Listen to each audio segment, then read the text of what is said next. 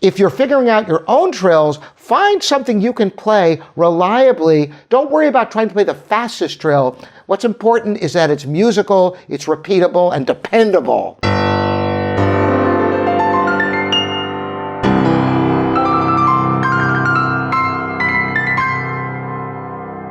How do you play trills on the piano? No easy task, or is it? Well, you're going to find out in this video. There's a number of techniques that I'm going to discuss with you that are intrinsic and important for playing trills. One is you must play with very minimal arm weight. Now, those of you who have watched other technique videos of mine know that I talk about the importance of arm weight for tone production, particularly with a singing slow melody. But the fact of the matter is, with trills, because their notes are so rapid, you must almost float the hand over the keys with almost no weight at all, because at the speed at which it goes, it's impossible to support any substantial weight of the arm. The next thing is keep your fingers very close to the keys. The fact is, there isn't time for a lot of movement, so you have to keep your fingers in contact with the keys, right at the keys. With rounded fingers, if your fingers are outstretched, it's difficult to get fast trills, but if you utilize the other joints of the fingers by having them rounded, it's much easier to play rapidly. So those are some of the aspects of hand position. But there's something really basic and essential about trills, which is, don't think of trills as just a bunch of fast notes. You must measure your trills. That's right. Even though it just sounds like a bunch of random notes, you must figure out exactly how many notes you're playing, just as if it's written out, and learn how to play it just like a passage, any fast passage you would learn on the piano. Once you master it at a slow speed, work it up one notch at a time with a metronome until you have it satisfactorily completed. But you might wonder, how do you know how many notes to approach in a trill? Well, one valuable technique that I use oftentimes is play just one note of the trill. So, for example, if you're starting the trill in the upper note, just play that upper note. So if you're playing a trill, you might play.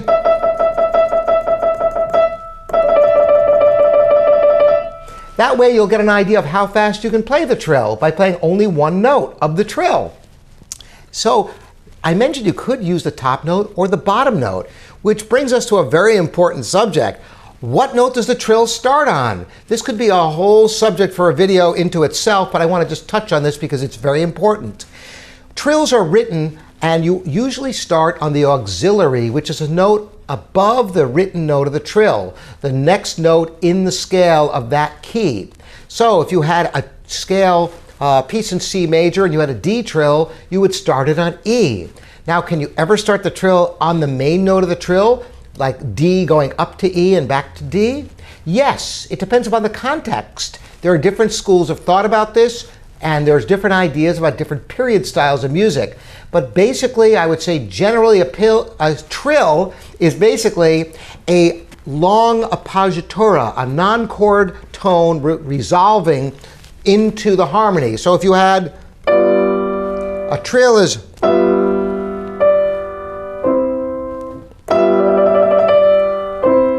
so there's a good justification for starting the trill on the auxiliary, the note above the trill. However, sometimes, particularly with shorter trills, there isn't enough time to start on the auxiliary, and it might make more musical sense in certain context. Okay, but getting back to the trill. So I talked about several things. Your very, very minimal arm weight, fingers close to the keys, rounded, measuring your trills, figuring out the trills while playing only one note of the trill. The last thing I want to talk about is one of the hardest parts about trills is ending the trill. That's right. You might have everything going just fine, then it's the end that gets all scrunched, because if you don't know exactly where you are, how do you end it? Well, I'm going to show you an excellent practice technique for this. So for this example, I'm going to pick a piece that many of you probably know, the famous K545 Mozart Sonata in C major, the famous sonata. And just before the end of the exposition, before the repeat, you have.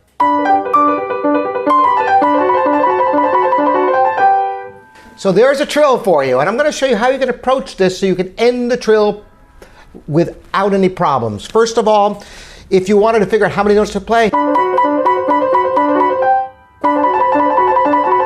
You could just play the top note of the trill. But how to end it? Play the trill just up to where the trill ends and stop. And then you end the trill. So you notice I have the end that I've worked on. And you can do that slowly and work it up if you need to. Then you play the trill, wait, and play the end.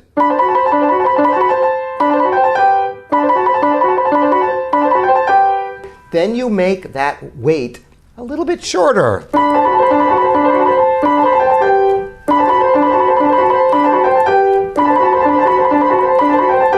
Notice I'm having a little tiny hesitation. Eventually the hesitation is so small that it's only in your head and not rhythmically perceptible. I was actually thinking that break, but I bet you didn't hear it because it's smooth to the listener. So practice the ends of your trills. Practice stopping just before the end, leaving your fingers on the keys, and then finishing your trill, and you'll be able to have beautiful, clean trills. Remember, work with the metronome. Metronome speeds are vital in any fast passage work, including trills. What is the difference between a mordent and a trill? Interestingly, they look so similar on the page, and you usually find these in Baroque era music of Handel, Bach, Scarlatti, and composers of that period of time. And I want to show you there's one specific difference that's very important. The beginning of the Fifth French Suite, the Sarabande movement, starts with a mordent. And if I played it without the mordent, because it has a mordent, then it has a trill on the same note shortly after, I'm going to play it. Actually, it's not the same note, but it's right after, so you get a chance to hear a mordent and a trill. I'm going to play the beginning without the ornamentation, just the very, very beginning of this. And then I'm going to show you what a mordent is and how it differs from a trill in two interesting ways.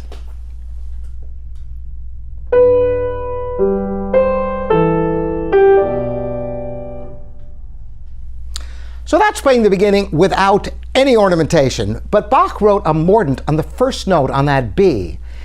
And the secret to a mordent is you add the note below and then go back to the note that's written. So when you have a B, you're going to play B-A-B like this.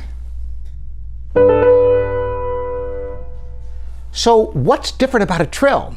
Well, in the next section, just right after that, you have a trill.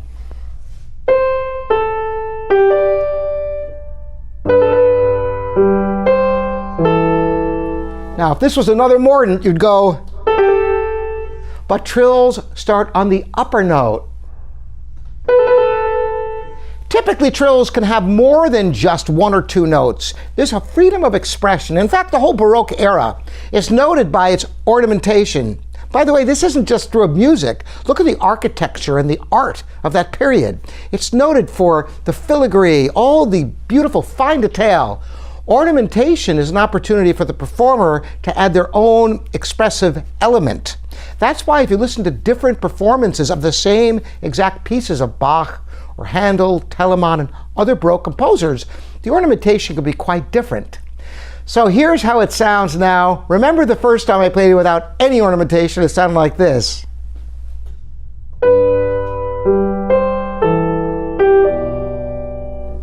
So now I'm going to play with the first note with the ornament, the mordent, and then the next note with the trill, and it sounds like this.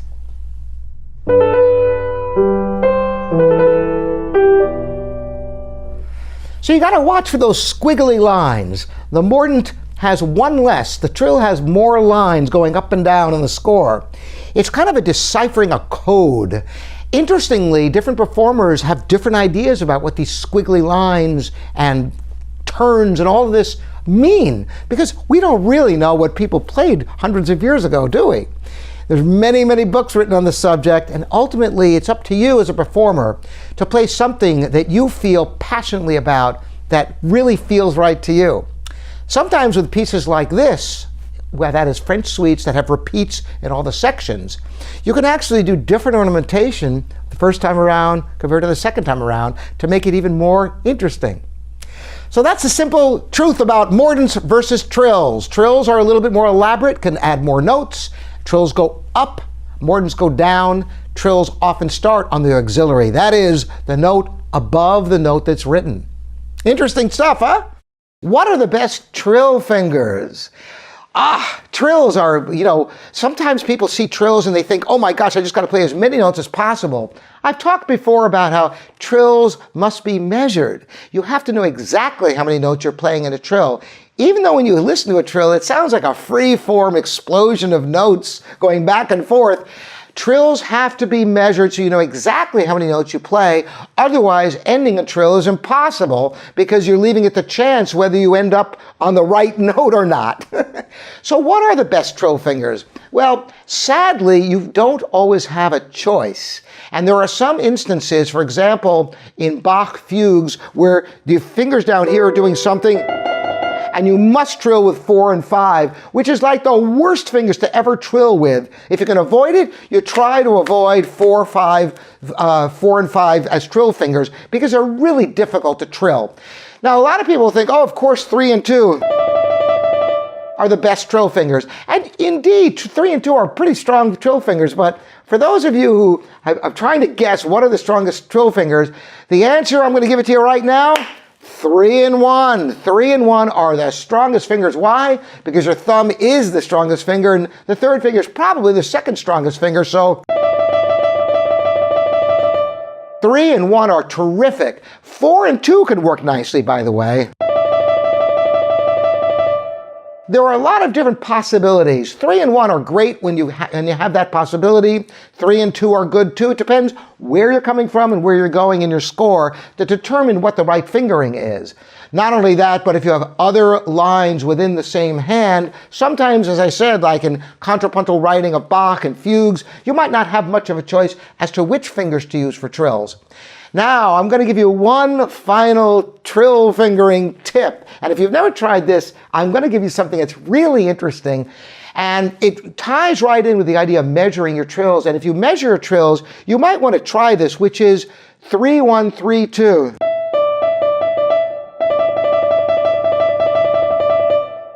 By using those fingers, you actually reduce the load of the trill to 3 fingers, so none of the fingers have to work quite as hard because you're giving it a break.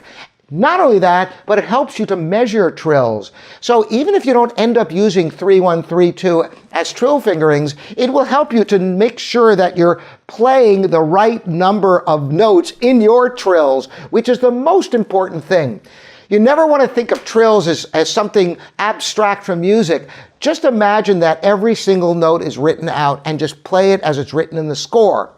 If you're figuring out your own trills, find something you can play reliably. Don't worry about trying to play the fastest trill. What's important is that it's musical, it's repeatable, and dependable. And if you can use 3 and 1, or at least 3 and 2, you're going to be way ahead of the game. And I'd like all of you to try that 3-1-3-2, and let me know how it works for you. Today we're going to explore the Baroque period, which is roughly from, Bach's life was from 1685 to 1750. The Baroque started before that, but he was definitely right there in the mainstream. So what is it about Baroque music that identifies the style? Well, Baroque, just like architecture and art, is very ornate. It's a lot of different textures. The music is very linear, so you have different lines of music that go together. One of the paramount musical forms is the fugue, where you have a subject and a counter subject and they intertwine in beautiful ways. So it's very important with the music of Bach and other Baroque composers to not favor the top line like you do in Romantic period music. The melody is, typically on top or the bottom, and you play everything else quietly. Not so with Baroque music. With Baroque music, it's more like a tapestry of sounds.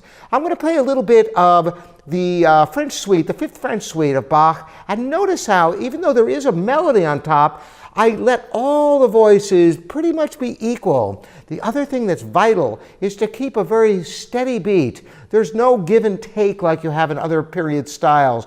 You want to be very clear so you can hear the lines. The counterpoint must come through. A minimal of pedal on the piano. And when you're playing with other instruments, articulation is vital to getting the proper sound and style. So here's a little Bach, the Fifth French suite.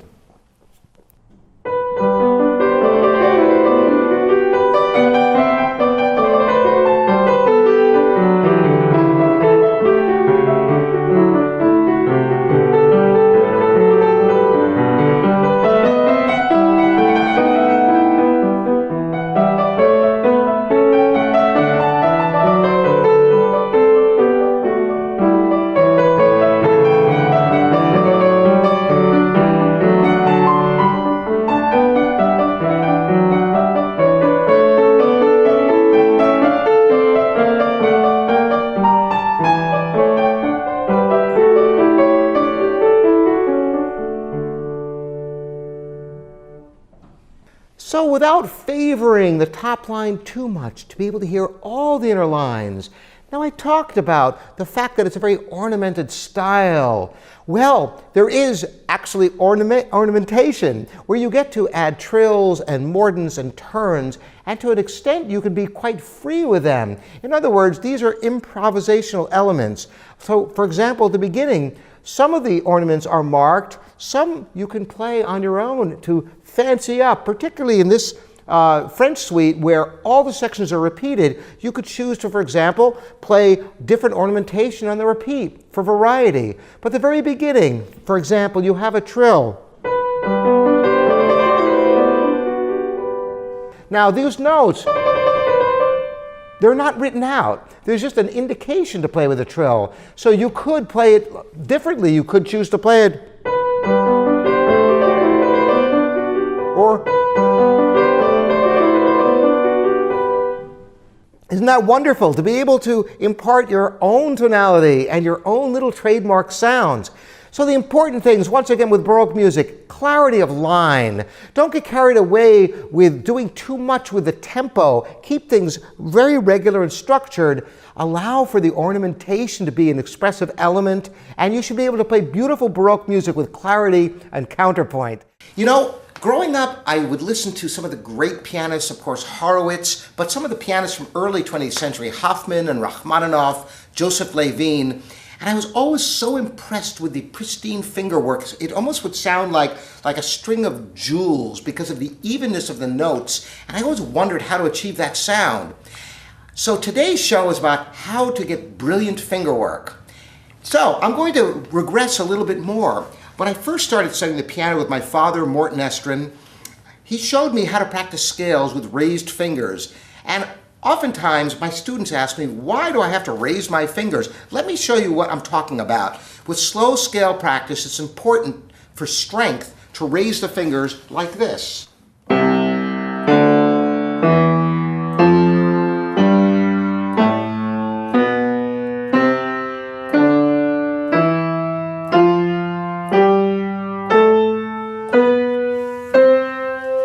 Now, you may wonder, why would you ever want to play that way? Because obviously when you play quickly, there's no time to raise the fingers. The secret to getting the evenness in your scale work and your fast finger passages is the release of notes. For example, if you were to put your hand on a flat surface like this and just try to lift one finger, well, some of them are pretty hard to lift. Try to lift your fourth finger with your hands on a flat surface, and it's very hard. It's actually the release of notes that takes more strength than the pushing down of notes. So to strengthen the release, that is the reason for practicing slowly with raised fingers. So you practice the release of each note, and that will lead to the kind of pristine beauty you can get in fast finger work.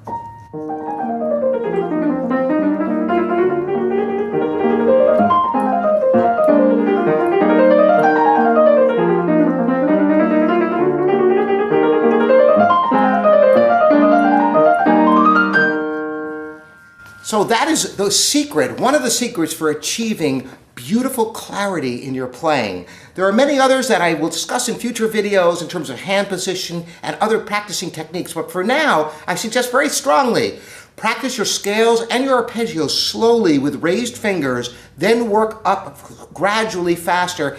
As you get faster, the fingers by necessity must be closer and closer to the keys until you can play quickly but still have the pristine evenness. So each note is exactly the same length because the release of each previous note is accomplished by the raising of fingers. So that's all for today. Thanks for joining me, Robert Estrin, here at Living Pianos TV, and expect more of these technique videos for you. Thanks for joining me.